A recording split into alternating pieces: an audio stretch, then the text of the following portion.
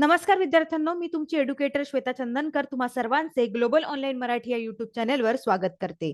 तुम्हाला माहितीच आहे, रोज सकाळी मी तुमच्यासाठी घेऊन येत आहे पेपर 1 ची most important PYQ MCQ series, म्हणजेच महत्त्वाचे पीवायक्यू एमसीक्यू प्रश्न. या सिरीजमध्ये आपण प्रश्न उत्तरांबरोबर कन्सेप्ट सुद्धा समजून घेणार आहोत. त्यामुळे ही सिरीज तुम्हाला नक्कीच महत्त्वपूर्ण ठरेल. त्यामुळे ही सिरीज नक्की फॉलो करा आणि हा व्हिडिओ शेवटपर्यंत नक्की बघा. पेपर 1 आणि पेपर 2 ची बॅच घ्यायची असेल तर दिलेल्या नंबरवर तुम्ही संपर्क साधू शकता. येत्या 26 पासून आम्ही टेस्ट सिरीजची सुद्धा बॅच लॉन्च केलेली आहे. यात 50+ अधिक मॉक टेस्ट तुमच्यासाठी उपलब्ध करून देण्यात येणार आहे. अनलिमिटेड अटेम्प्ट्स आहे, व्यवस्थित टाइम टेबल आहे, सिलेबस नुसार पेपर घेण्यात येणार आहे. तर याबद्दल जर का तुम्हाला माहिती पाहिजे असेल तर तुम्ही या नंबरवर संपर्क साधू शकता. आता आपण प्रश्न उत्तरांकडे वळूया. पहिला प्रश्न आहे, which of the following is not a primary air pollutant, म्हणजेच खालीलपैकी कोणते प्राथमिक वायू प्रदूषक नाही. तर मिथेन आहे का, सल्फर डायऑक्साइड, ओझोन की ॲस्बेस्टस? सांगा बघू काय असणार आहे. तर यासाठी आपल्याला काय माहिती पाहिजे, पहिले एअर पोल्युटंट. एअर पोल्युटंट म्हणजे काय, तर जे सजीव प्राण्यांसाठी घातक असणारे जे वायू आहे, जे हवेमध्ये असतात, द्रव्य असते, घन असते, पदार्थ असतात, म्हणजे जे सजीव प्राण्यांना घातक ठरू शकते त्याला काय म्हणतात, एअर पोल्युटंट, वायू प्रदूषक म्हणतात. ठीक आहे. आणि यात दोन प्रकार आहे, एक प्राथमिक आहे आणि एक दुय्यम आहे. प्रायमरी एअर पोल्युटंट आणि सेकंडरी एअर पोल्युटंट. ठीक आहे. प्रायमरी मध्ये येतं महत्वाचं CO2, carbon dioxide, NO2, nitrogen oxide, CFC, sulphur dioxide, carbon monoxide, असं सगळं हे प्राथमिक मध्ये येतं. ठीक आहे. आणि दुय्यम मध्ये येतं ऍसिड रेन आणि ओझोन. दुय्यम मध्ये काय येतं, ऍसिड रेन आणि ओझोन. हे खूप महत्वाचे आहे, हे तुम्ही लक्षात ठेवा. तर बघा, प्राथमिक मध्ये CO2, NO2, sulphur dioxide, carbon monoxide, CFC हे कोणते आहे, प्राथमिक एअर पोल्युटंट आहे. आणि दुय्यम कोणते आहे, सेकंडरी, ऍसिड रेन आणि ओझोन. ठीक आहे. त्यामुळे आपलं उत्तर आता आपल्याला समजलं, मिथेनचा नसणार आहे, सल्फर डायऑक्साईड पण नाही, ॲस्बेस्टस पण नाही, तर मग काय आहे, ओझोन. हे ओझोन हे प्रायमरी एअर पोल्युटंट नाहीये, म्हणजे ते काय आहे, दुय्यम आहे. ठीक आहे. इथं नॉट विचारलेलं आहे, त्यामुळे आपलं उत्तर आहे सी. दुसरा प्रश्न आहे, sulphur dioxide is mainly release from. Sulphur dioxide जे आहे हे मुख्यत्वे इथून सोडला जातो. तर कार अँड ट्रक्स दिलेला आहे, फोटोकेमिकल रिॲक्शन दिलेले आहे, कारखाने आहे ऑप्शन मध्ये, आणि none of the above. None of the above तर नसणार आहे. फोटोकेमिकल प्रतिक्रिया नसणार आहे. या दोघांमधून असू शकते, जर का आपल्याला लॉजिक कधी कधी आपल्याला माहिती नाही राहत, अशा प्रकारे आपण लॉजिक लावू शकतो. ठीक आहे. तर सल्फर डायऑक्साइड सांगा बघू, मेनली कशापासून रिलीज होतं, तर ते होतं कार आणि ट्रक्समुळे. ठीक आहे. त्यामुळे आपलं उत्तर काय असणार आहे, ए असणार आहे. ग्लोबल ऑनलाईन तुमच्यासाठी घेऊन आले आहे MS सेट 2024 एक्झामसाठी पेपर 1 कम्प्लीट कोर्स, ज्यात लाईव्ह लेक्चर्स असणार आहे, वीकली टेस्ट असणार आहे, फुल सिलेबस नोट्स असणार आहे, फुल सिलेबस मॉक टेस्ट असणार आहे, 2000+ MCQ सिरीज असणार आहे आणि सोबतच असणार आहे PYQ विथ सोल्युशन्स. जर का तुम्हाला पेपर 1 मध्ये 80+ टार्गेट करायचे असेल तर तुम्ही ही बॅच नक्की घ्या आणि नक्की जॉईन करा. याची फीज आहे 3000 रुपये आणि डिस्काउंट मध्ये मिळेल 2100. ठीक आहे. तर दिलेल्या नंबरवर तुम्ही व्हॉट्सअप करू शकता, किंवा पेपर 1 पेपर 2 ची बॅच घ्यायची असेल तर हे जे नंबर दिले त्यावर संपर्क साधा, किंवा global online app play store वरून डाउनलोड करू शकता. यासोबतच आम्ही 26 तारखेपासून टेस्ट सिरीजची सुद्धा बॅच लॉन्च केलेली आहे. यात 50+ अधिक मॉक टेस्ट असणार आहे, ते तुमच्या खूप उपयोगात येईल. अनलिमिटेड अटेम्प्ट्स असणार आहेत, व्यवस्थित स्पष्टीकरण तुम्हाला देण्यात येतील, टाइम टेबल सुद्धा खूप छान सेट केलेला आहे. त्यामुळे जर का तुम्हाला टेस्ट सिरीज घ्यायची असेल तर यासाठी पण तुम्ही संपर्क साधू शकता. ठीक आहे. समोरचा प्रश्न आहे, high concentration of oxides of nitrogen can cause, म्हणजे नायट्रोजनच्या ऑक्साईडच्या उच्च एकाग्रतेमुळे काय होऊ शकते. तर डोकेदुखी होऊ शकते का, डिझिनेस येऊ शकते का, श्वसनाचा त्रास होऊ शकते का, की वरील सर्व? सांगा बघू काय असणार आहे. तर आपलं उत्तर असणार आहे वरील सर्व. म्हणजे डोकेदुखी पण होते, डिझिनेस पण वाटते, जर का नायट्रोजनचं जास्त कॉन्सन्ट्रेशन झालं तर रेस्पिरेटरी प्रॉब्लेम्स पण होण्याची खूप शक्यता असते, श्वसनाचा त्रास होतोय. त्यामुळे काय आपलं उत्तर असणार आहे, ऑल ऑफ द अबाव असणार आहे. व्हिडिओच्या शेवटी मी जर का 15 प्रश्न घेत असेल तर तुम्हाला 15 पैकी किती मार्क मिळाले, किती प्रश्नाचे उत्तर आले ते नक्की कमेंट सेक्शन मध्ये कळवा. मी बघत असते कमेंट सेक्शन. तुमचे काही प्रश्न असतील ते सुद्धा तुम्ही कमेंट सेक्शन मध्ये कळवू शकता. समोरचा प्रश्न आहे, excessive exposure to pesticide is mainly responsible for damage to, म्हणजे कीटकनाशकांचा जास्त संपर्क मुख्यतः या नुकसानास कारणीभूत ठरतो. तर एंडोक्राइन आणि इम्युन सिस्टीमला अफेक्ट करते का, रेस्पिरेटरी सिस्टीमला अफेक्ट करते, की मस्क्युलर की नर्वस सिस्टीम? पेस्टिसाइड्स कीटकनाशक कोणाला जास्त अफेक्ट करतात सांगा बघू. कीटकनाशक हे खूपच घातक असतात आपल्या मानवासाठी. सांगा बघू काय उत्तर असणार आहे. तर ए असणार आहे. एंडोक्राईन आणि इम्युन सिस्टीमसाठी पेस्टिसाइड्स खूप घातक असतात, कारण पेस्टिसाइड जेव्हा आपण कीटकनाशक फवारतो तर ते आपल्या नाकातून जाऊ शकते, मग श्वसनाचा त्रास पण होऊ शकतो. पण ते जे आहे ते मेनली इम्युन सिस्टीमवर रोग प्रतिकार प्रणालीवर जास्त भय होते, इफेक्ट होते. ठीक आहे, त्यामुळे त्याचा आपला जास्त संपर्क आला की आपल्याला नुकसान होऊ शकतं. त्यानंतर समोरचा प्रश्न आहे, excessive exposure to pesticide mainly causes, म्हणजे हेच विचारलं आहे बघा, मागे पण तेच विचारलं आहे मागच्या प्रश्नात, पण ऑप्शन्स वेगळे दिलेले आहे. तिथे विचारलं आहे की कोणत्या आपल्या सिस्टीमवर हे करते, इथे विचारलंय की नेमकं सिस्टीमवर करेल पण कोणतं हे कोणता प्रॉब्लेम येईल, कोणती समस्या असणार आहे. तर मलेरिया होणार का? नक्कीच नाही होणार. मलेरिया आपल्याला नाही होत. डिप्थेरिया यांनी होतच नाही. नन ऑफ द अबाव नसणारच आहे. त्यामुळे कॅन्सर काय होईल मग? पेस्टिसाइडमुळे, कीटकनाशकांच्या जास्त याच्यामुळे कारणीभूत काय होऊ शकते? कॅन्सर आणि न्यूरोलॉजिकल प्रॉब्लेम्स होऊ शकते. ठीक आहे, कर्करोग.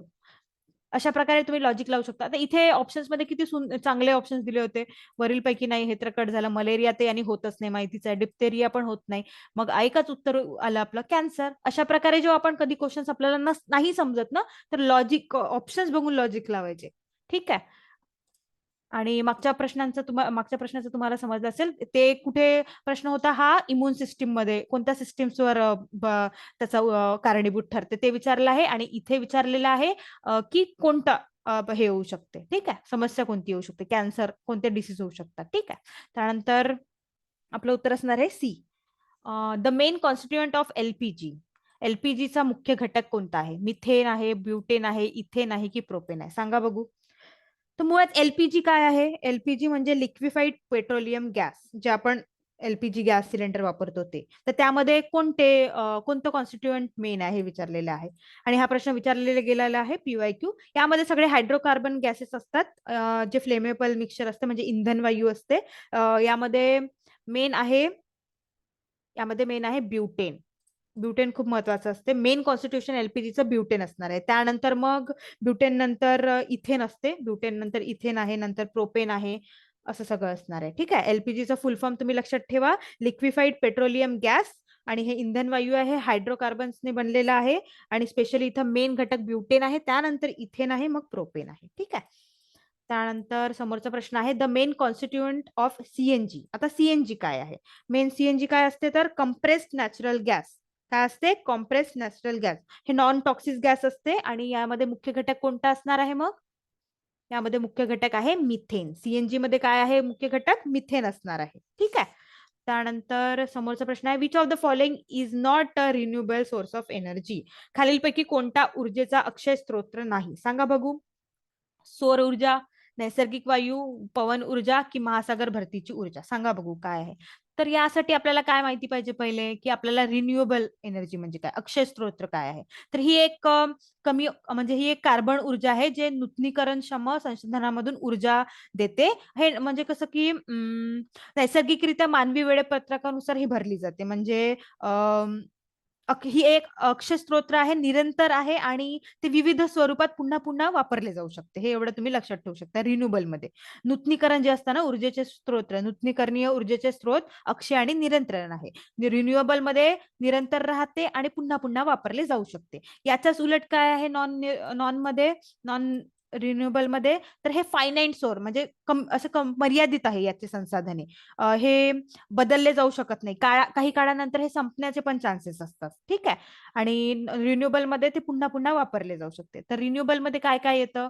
रिन्युएबल मध्ये येतं वाइंड एनर्जी येतं, सोलर एनर्जी येतं, हायड्रो इलेक्ट्रिक एनर्जी येतं, सनलाइट येतं. ठीक आहे. तर आणि नॉन नॉन रिन्युएबल मध्ये काय येतं? नॅचरल गॅस येतं, पेट्रोलियम एनर्जी येतं, जसं पेट्रोल डिझेल झालं, ग्राउंड वॉटर झालं, ऑइल्स झाले, गॅसेस झाले, अर्थ मिनरल्स झाले. हे कुठे येतं? नॉन रिन्युएबल मध्ये येतं. जे नैसर्गिक साधनाद्वारे सहजतेने बदलले जाऊ शकत नाही किंवा काही काळानंतर संपते. हे नॉन रिन्युएबल. ठीक आहे. तर सांगा बघू आता मग, which of the following is a not renewable energy? काय असणार आहे? कोणतं नॉट आहे? तर नॅचरल गॅस हे रिन्युएबल एनर्जी नॉट म्हणताय ना, अक्षय स्त्रोत नाही. नॅचरल गॅस हे इथं दिलेल्या ऑप्शन्स मधून अक्षय स्त्रोत नाही आहे. ठीक आहे. आपलं उत्तर काय असणार आहे? बी असणार आहे. Exposure to which of cause skin problem, म्हणजे स्किन प्रॉब्लेम कशामुळे होण्याचे चान्सेस असतात, या चार पैकी दिलेले आहे. नॉन ऑफ द अबाव तर कट झालं. इन्फ्रारेड रेज, अल्ट्राव्हायोलेट रेज की गॅमा रेज, सांगा बघू. तुम्ही वाचलं असेल बहुतांश वेळा. तर मला असं वाटतं की अल्ट्राव्हायोलेट रेजमुळे खूप स्किन प्रॉब्लेम्स येण्याची शक्यता असते. त्यामुळे आपलं उत्तर काय असणार आहे, अल्ट्राव्हायोलेट असणार आहे. ठीक आहे. आणि नॅचरल गॅस जे आहे ना, हे नॉन रिन्युएबल एनर्जी आहे. त्यामुळे आपलं उत्तर बी असणार आहे. हे आपल्याला समजलं ना.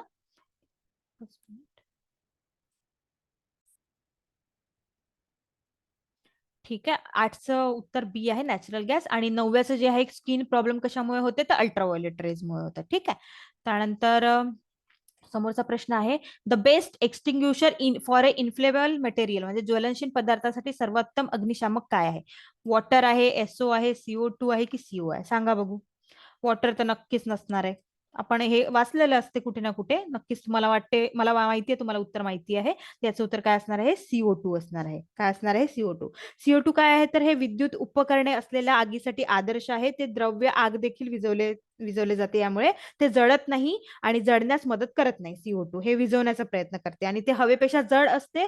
त्यामुळे ते ऑक्सिजनचा पुरवठा बंद करून जळणाऱ्या पदार्थांना थांबवते. ठीक आहे. CO2 हे ऑक्सिजन ला पुरवठा आहे, ते बंद करून त्याला जळण्यास मदत करत नाही, जळू देत नाही. त्यामुळे ज्वलनशील पदार्थासाठी सर्वोत्तम अग्निशामक काय आहे, तर CO2 असणार आहे. ठीक आहे. त्यामुळे आपलं उत्तर आहे c. CO2 is a stored as a liquid in a cylinder at, म्हणजे हे CO2 जे आहे ना, हे सिलेंडरमध्ये द्रव्य म्हणून कसे साठवले जाते. हाय प्रेशरमध्ये साठवले जाते, लो प्रेशरमध्ये साठवले जाते, हाय टेम्परेचरवर साठवले जाते की लो टेम्परेचरवर साठवले जाते, सांगा बघू. CO2 जे हे लिक्विड स्टोर्ड असते, लिक्विडच्या याने सिलेंडरमध्ये, तर हे हाय प्रेशरमध्ये केले जाते. तेव्हा जाऊन ते तिथे स्टोअर केल्या जाते. ठीक आहे. त्यामुळे CO2चं उत्तर काय असणार आहे, हे असणार आहे हाय प्रेशर. हे नक्की लक्षात ठेवा तुम्ही. CO2 हे जो आपलं काय ज्वलनशील पदार्थासाठी सर्वोत्तम अग्निशामक आहे आणि ते हाय प्रेशरमध्ये सिलेंडरमध्ये स्टोअर केल्या जाते. ठीक आहे. त्यानंतर समोरचा प्रश्न आहे, the Ganga action plan was initiated during, जे गंगा कृती आराखडा वर्ष सुरू केला होता, तो कधी केला होता. आता मी तुम्हाला म्हटलं होतं 9व्या युनिट मधून पुष्कळदा जनरल क्वेश्चन्स विचारले जातात 9व्या आणि 10व्या युनिट मधून. त्यामुळे ते वाचणं खूप महत्वाचे ठरते. ठीक आहे. त्यामुळे हा प्रश्न तेव्हा त्याचमुळे विचारला गेलेला होता. तर ते 1986 ला, 88 ला, 90 ला की 92 ला, सांगा बघू. गंगा ऍक्शन प्लॅन याबद्दल तुम्ही ऐकलं असेल. तर हे 1986 ला झालं होतं, 14 जानेवारीला. आणि भारतातील ही पहिली नदी घेतली होती गंगा. आणि याचा मुख्य उद्देश हा होता की प्रदूषण कमी करणे आणि पाण्याची गुणवत्ता वाढवणे. कारण गंगा नदी खूप प्रदूषित झाली होती. त्यामुळे प्रदूषण कमी करून पाण्याची गुणवत्ता वाढवण्याची खूप गरज होती. त्यामुळे गंगा ऍक्शन प्लॅन हे त्याच्यासाठी केलेलं होतं. ठीक आहे. तर आपलं उत्तर असणार आहे ए असणार आहे. त्यानंतर डायऑक्सिन्स आर प्रोड्यूस फ्रॉम, डायऑक्सिन्स असतात हे कशापासून तयार होतात हे विचारलं आहे. वेस्टलँड पासून, पडीक जमिनीपासून, पॉवर प्लांट पासून, साखर कारखान्यापासून, हे प्लास्टिकचे ज्वलन, कंबस्टन ऑफ प्लास्टिक यामुळे असतात, सांगा बघू. तर डायऑक्सिन म्हणजे काय असतात, तर डायऑक्सिन हे नाही का, डायऑक्सिन किंवा डायऑक्सिनचे कंपाऊंड जे आहे ना, हे रासायनिक संयुगाचे समूह आहे. त्या पर्यावरणात ते सतत, आपण POP वगैरे नाही म्हणत का, पेरिस्टेटिक ऑर्गॅनिक पोल्युटंट्स, सेंद्रिय प्रदूषक, हे त्याचा भाग येते डायऑक्सिन. ठीक आहे. तर कशामुळे तयार होतात डायऑक्सिन, डायऑक्सिन तयार होतात प्लास्टिकच्या ज्वलनामुळे, कंबस्टन ऑफ अ प्लास्टिक. त्यामुळे हे लक्षात ठेवा, डायऑक्सिन जे आहे हे POP सेंद्रिय प्रदूषणाचा एक भाग आहे. पर्यावरणात समूह करून राहतात आणि हे जळण, प्लास्टिकचे ज्वलन जे आहे ना, कंबस्टन, त्याच्यामुळे तयार होतात. ठीक आहे. त्यानंतर समोरचा प्रश्न आहे, deforestation during recent decades has led to, म्हणजे अलीकडच्या दशकांमध्ये जंगल तोड झाली आहे. तर काय, कशामुळे ते विचारलं गेलेले आहे. तर सॉइल इरोजनमुळे, भूस्खलनमुळे की जैवविविधतेच्या नुकसानमुळे, कशामुळे झालेलं आहे डिफॉरेस्टेशन. तर हे म्हणजे काय, डिफॉरेस्टेशन म्हणजे काय, तर जमिनीतून जंगल आणि झाडे काढून टाकणे, नष्टच करणे. आणि त्या जंगले तर त्या जे जमीन आहे त्याचं नंतर वापरात रूपांतर करणे. तर कशामुळे डिफॉरेस्टेशन झालंय, all of the above. Soil erosion होते त्यामुळे, भूस्खलन होते, जैवविविधतेचे नुकसान होते, त्यामुळे डिफॉरेस्टेशन, जंगल तो यामुळेच झाली आहे. ठीक आहे. ऑल ऑफ द अबाव असणार आहे आपलं उत्तर.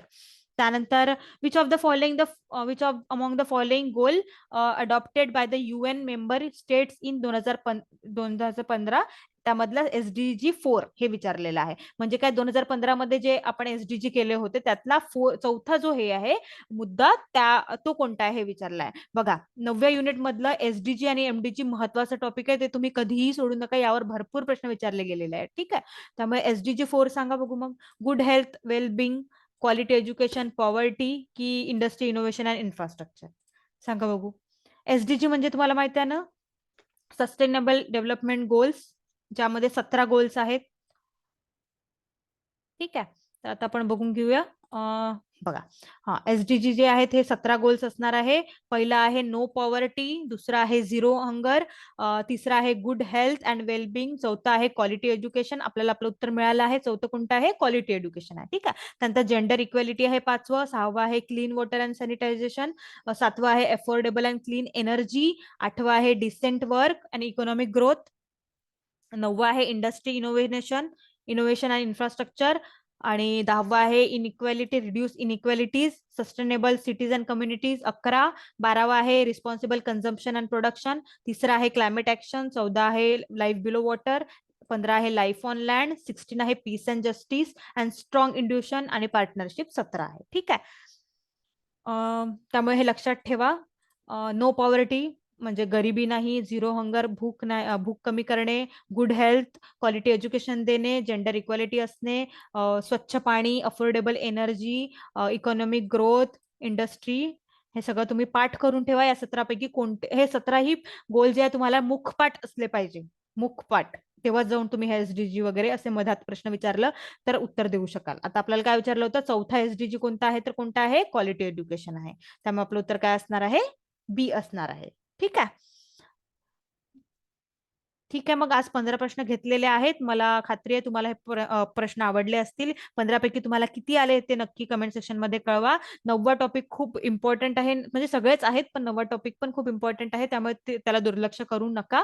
आणि पेपर 1 आणि पेपर 2 ची बॅच घ्यायची असेल तर दिलेल्या नंबरवर संपर्क साधा किंवा global online app play store वरून डाउनलोड करा. सोबतच तुमच्यासाठी आम्ही आणलेले आहे टेस्ट सिरीज, जर का ते तुम्हाला घ्यायची असेल तर नक्कीच यावर संपर्क साधा. 50+ अधिक मॉक टेस्ट असणार आहेत आणि टाइम टेबल सेट आहे, अनलिमिटेड अटेम्प्ट आहे, स्पष्टीकरणासोबत तुम्हाला मिळेल, नवीन ग्रुपमध्ये तुम्हाला जॉईन करण्यात येईल. खूप चांगलं असणार आहे ते, त्यामुळे ते नक्कीच तुम्हाला फायदेशीर ठरणार आहे. 15 पैकी तुम्हाला किती आले ते नक्की कळवा. आणि व्हिडिओ आवडला असेल तर शेवटपर्यंत बघितल्याबद्दल धन्यवाद आणि कमेंट सेक्शन मध्ये कळवा. चांगला अभ्यास करा. थँक्यू.